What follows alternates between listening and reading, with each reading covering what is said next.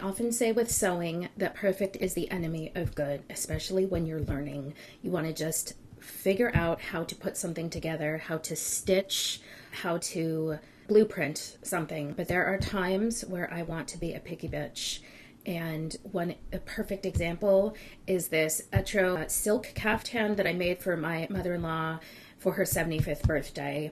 Her birthday was in April. I brought the caftan to her early May, first weekend of May. It was not fully done because I wanted to get her input on the neckline and a couple other things. She really knows her stuff when it comes to like fit and fabric and stuff like that. So when I showed her the caftan, the neckline was not done yet and she wanted something more simplified and she wanted additional length on the caftan. So I have this fabric here, which I got from Prime Fabrics. It is silk charmeuse, 100% silk charmeuse. It's dead stock. It is now no longer being made. It was $89 a yard. I got 2 yards. I got a discount to, I think it was 10 or 20% off for my first time purchase from Prime. Came quickly in really great shape. I had it dry cleaned. I've learned a ton about this since I've started working with it. So just so you know, this is the second time I'm working with silk charmeuse.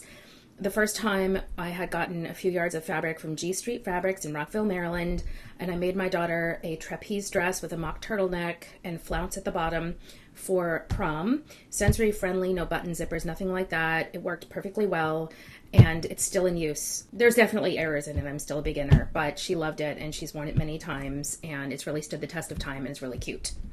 What I've noticed with the silk charmeuse from Etro is that, or Etro, sorry, it's a lot thinner, it's lighter, so I'm still, learning about the weights and stuff like that. Ellen, why are you working with this expensive fabric already, this difficult to use fabric? Just because that's how I roll. I'm a little bit nuts. I'm not so much brave as I'm just like, I don't know what I'm doing. And when you don't know what you don't know, you jump in and you think you can do a bunch of stuff, and sometimes you can and sometimes you can't. Anyways, long story short, I got this caftan over to my mother-in-law. She had some input about the neckline. She wanted more length. So when I got home, I did find some additional fabric that I sort of hobbled together. This is approximately 5.5 inches additional band for the length. So I've got 2 of these and a little extra because, again, I was just hobbling fabric together. The neckline was a little too broad and a little low. I did what a lot of people do, especially beginners. I said, well, I'll just pinch the shoulders together and I'll just make it work. And once you fix one thing, you notice that maybe the caftan or the garment is not hanging as well, right? You put it on a hanger, you see how it's falling, give it 24 hours, give it a little bit more time to see how it's going. And again, this is something that I want to be very precise about because this is a simple garment at its core, but it's luxurious fabric and I want to give her something amazing. This I do want to be perfect at or close to. Whereas many things I think you can, let a few errors go. It's not a big deal. This one I really want to make it fantastic.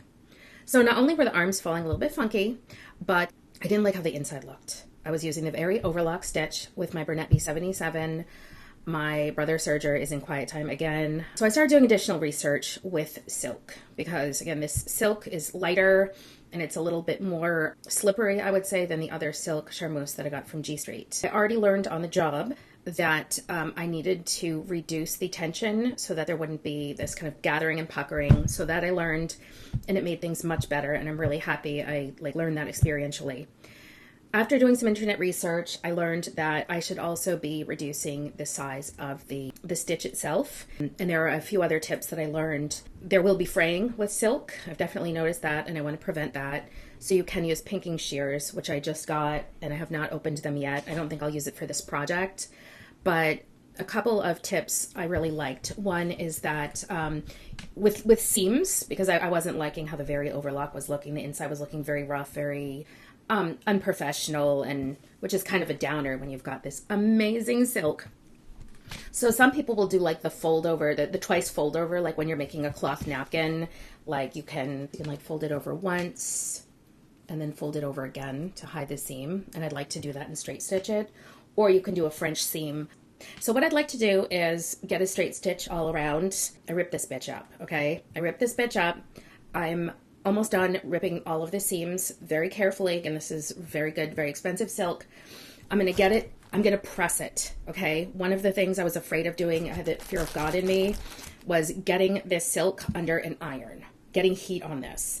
I think one of the issues I had in the beginning was just fear of the fabric. I know I can use stabilizers, so I can use this above and or below the silk to stabilize it. I may also use spray. I have spray starch, I have water. So I'm going to really stabilize this well. I'm going to press it well to get those seams really in good shape. And it is now August. Her birthday was in April, but you know what? I want to get this right.